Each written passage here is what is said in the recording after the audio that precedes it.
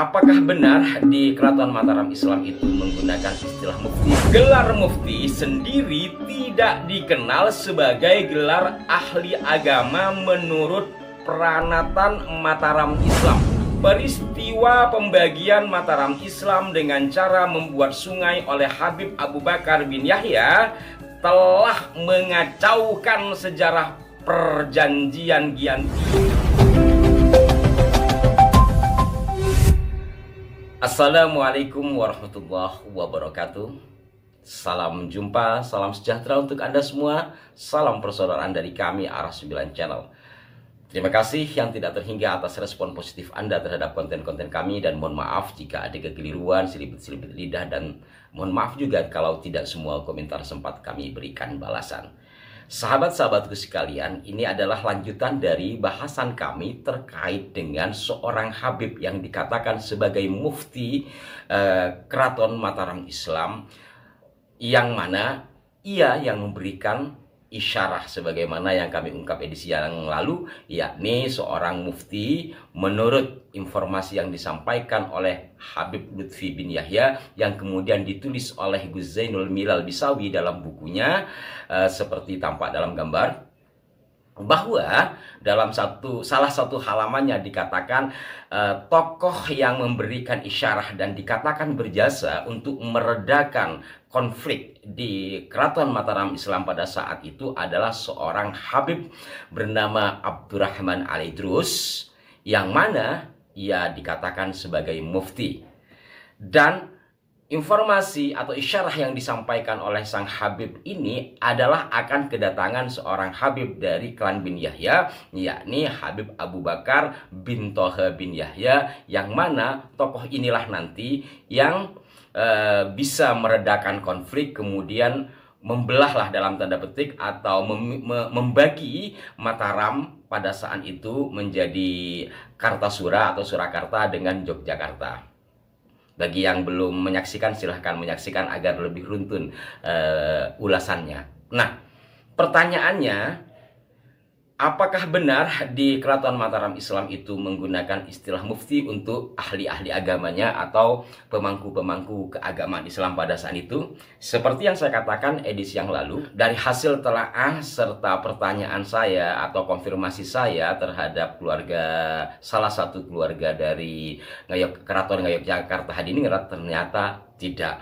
Berikut juga dengan kisah-kisah ajaib di mana sang Habib Abu Bakar bin Toha bin Yahya ini menyiramkan air menggunakan kendi dengan menaiki sajadah, sehingga nanti siraman airnya itu menjadi aliran sungai yang disebut Kali Wedi atau Kali Wedi.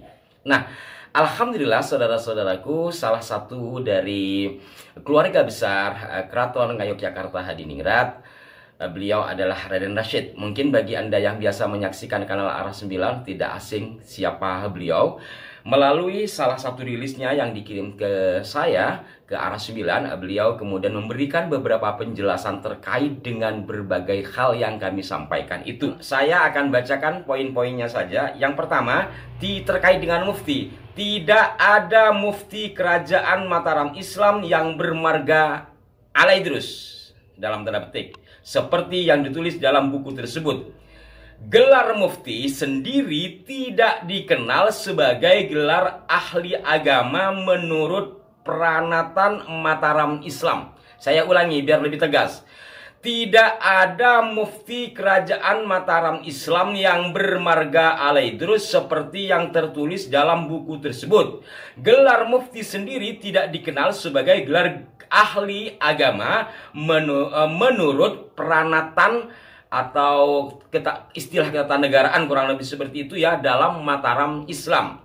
Kemudian yang kedua terkait dengan peristiwa kendi yang disiramkan menjadi sungai dan duduk di atas sejadah terbang itu, beliau memberikan penjelasan peristiwa pembagian Mataram Islam dengan cara membuat sungai oleh Habib Abu Bakar bin Yahya telah mengacaukan sejarah perjanjian Giyanti dalam tanda petik pada 1755 Masehi.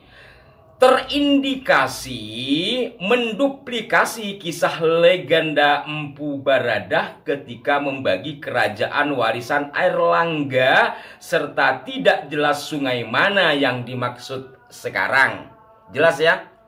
Kemudian yang ketiga adalah tentang gelar penembahan yang diberikan kepada Habib Abu Bakar bin Toha bin Yahya yang telah dengan sakti menaiki sejadah itu, di mana beliau dikatakan diberi atau dianugerahi gelar Pangeran Tejo Jati Kusumo atau Panembahan Tejo Jati Kusumo.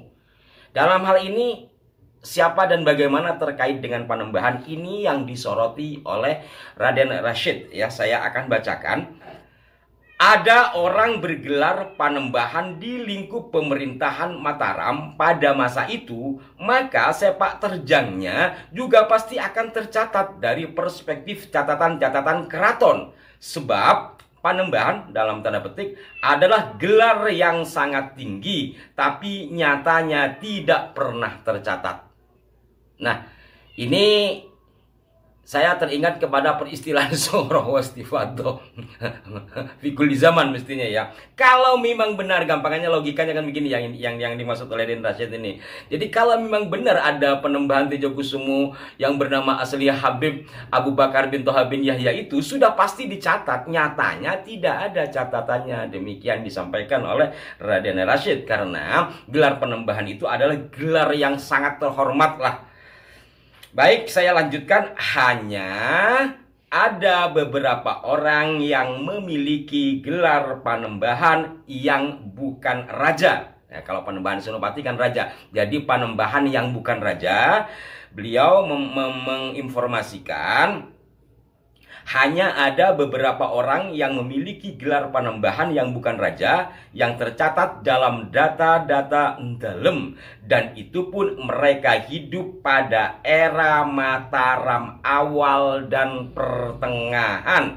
Di antaranya Panembahan Jumina, Panembahan Purbaya, Panembahan Jurumayem alias Kiai Juru Kiting, dan Panembahan Rama. Maka dimungkinkan setelah Mataram akhir, apalagi ketika sudah memasuki perjanjian Giyanti, Mataram secara garis besar terbelah menjadi dua kerajaan yang kemudian juga terbagi, sudah tidak ada penggunaan istilah panembahan bagi tokoh-tokoh tertentu yang tercatat. Nah, demikianlah para pemirsa sekalian tanggapan dari Raden Rashid. Terima kasih Dan Rashid dan juga kepada keluarga besar Keraton Ngayogyakarta Hadiningrat dan semua para pemirsa sekalian. Ini adalah menjadi bagian-bagian kecil lah di dalam berusaha menyampaikan sesuatu yang mudah-mudahan ada manfaatnya secara khusus terkait dengan sejarah. Dan juga saya mohon doanya ya. Saya tadi malam bertemu dengan sejumlah kawan dan seorang kiai menanyakan kondisi saya, kemudian hal-hal lain lah yang dikhawatirkan kepada diri saya, karena ya ternyata menyampaikan seperti ini, pertama ya memang tidak mudah, kita butuh data. Kedua, tidak lepas dari hal-hal yang sifatnya X lah, saya tidak perlu sebut. Maka itu saya dengan segala kerendahan hati mohon doa dari Anda semua, mudah-mudahan tiada sesuatu apapun yang dapat merintangi hal-hal yang perlu saya sampaikan. Dan terkait dengan apa yang disampaikan oleh Abah Lutfi yang kemudian ditulis oleh Gus Milal dengan metodologi baru menggunakan mimpi dan spirit dan visi spiritual ini, ya memang masih banyak hal-hal yang perlu kita telaah kembali. Maka itu saya masih berharap terjadi pertemuan sehingga ada sesuatu yang bisa disampaikan bersama gitulah. Sebab apa? Karena sudah menjadi buku dan tidak semua tentu menyaksikan kanal kecil saya ini, sehingga bisa saja sebagian di antara masyarakat kita masih mempercayai dari apa yang disampaikan. Dan saya coba buka-buka di situs berita online, ternyata kisah-kisah ini juga tersebar di sejumlah situs media online yang terutama nampaknya itu yang saya kenal dari redaksi-redaksinya ya kawan-kawan dari kalangan NU sendiri. Banyak hal diantaranya terkait dengan ya makamnya, benarkah seperti itu dan seterusnya. Mudah-mudahan bermanfaat. Mohon maaf jika ada kekeliruan. Sekali lagi tidak lupa saya ucapkan terima kasih yang tidak terhingga atas respon positif Anda terhadap kami. Terima kasih juga kepada semua yang telah memberikan support kepada kami. Sampai jumpa. Wassalamualaikum warahmatullahi wabarakatuh.